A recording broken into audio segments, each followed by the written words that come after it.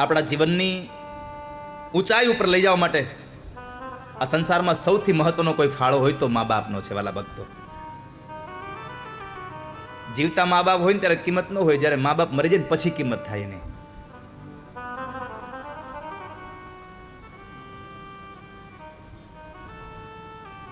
જ્યારે મા મૃત્યુ પામી હોય અને આપણે બીમાર પડીએ અને ત્યારે દીકરી જ્યારે બાજુમાં આવે અને દીકરી બાપુજીને દવા ને બધું આપતી હોય ને, ત્યારે દીકરીને જોઈને એમ થાય કે મારી માય મારું આમ જ ધ્યાન રાખતી હો.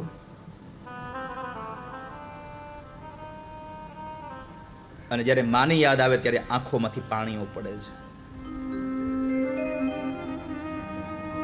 આ સંસારમાં મા બાપ જેટલું સંતાનનું ધ્યાન રાખે છે ને એટલું ધ્યાન બીજું કોઈ નથી રાખતું, કોઈ જ નહીં.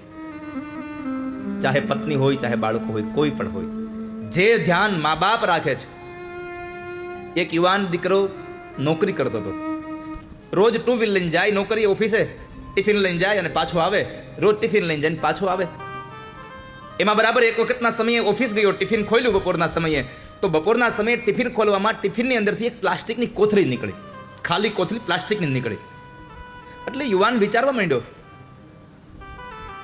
કે આ ખાલી કોથળી કેમ નીકળી છે? આમાં માં ભૂલી ગઈ હશે કાંઈ કે શું હશે? આખો દિવસ આ મથામણ કરી પણ કઈ જવાબ ન મળ્યો અંદરથી. સાંજે ઘરે આવ્યો, જમી પરવારી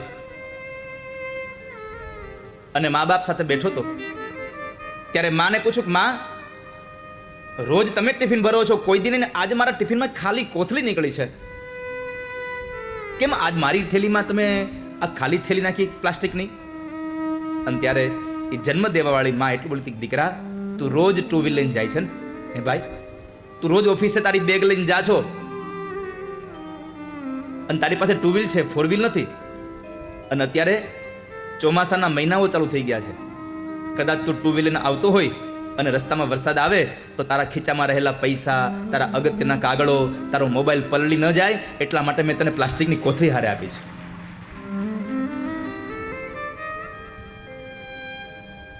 આટલું ધ્યાન માં રાખે. સમય ઘણો વ્યતીત થઈ ગયો. દીકરાને એના પત્ની આવી ગયા, એના ઘરે દીકરાઓ મોટા થઈ ગયા, મા બાપ મૃત્યુ પામ્યા હતા. એમાં એક વખતના સમયે દીકરો ઓફિસે ગયો અને ઓફિસેથી નીકળ્યો અને ત્યારે બરાબર વરસાદ પડ્યો અને પોતાનું ટિફિન ખોલ્યું, પોતાની બેગમાં જુએ પણ ક્યાંય પ્લાસ્ટિકની કોથળી નહોતી. ત્યારે માની યાદ આવી કે માં હોત તો આજ પ્લાસ્ટિકની કોથળી મારી બેગમાં હોત, મારી માં હોત તો મારી કોથળી આજે અમારા કપડાં આ બધું મારું બગડી ન જાત.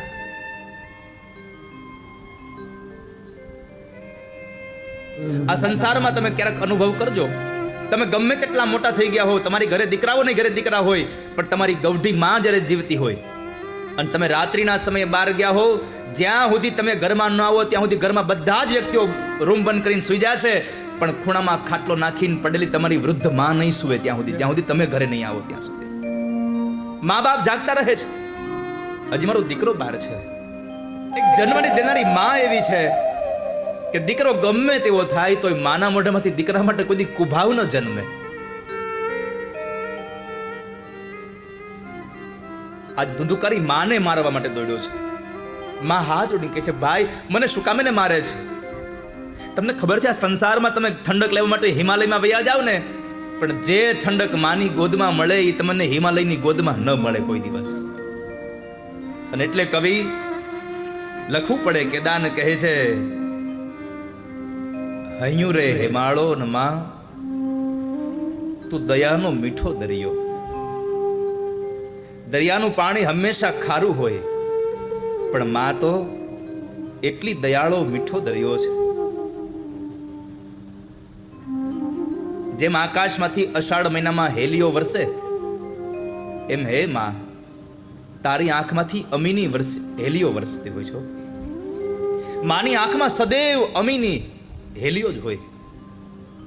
માને એક દીકરો હોય તો ભલે, ચાર દીકરા હોય તો ભલે, જે પ્રેમ માં મોટા દીકરાને કરતી હોય એટલો જ પ્રેમ માં નાના દીકરાને પણ કરતી હોય.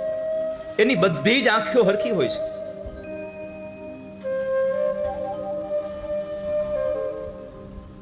ગાડી લઈને નીકળ્યો અને માની યાદ આવી, અને યાદ આવતાની સાથે આંખમાંથી પાપણોની વચ્ચેથી પાણી માંડ્યું પડવા.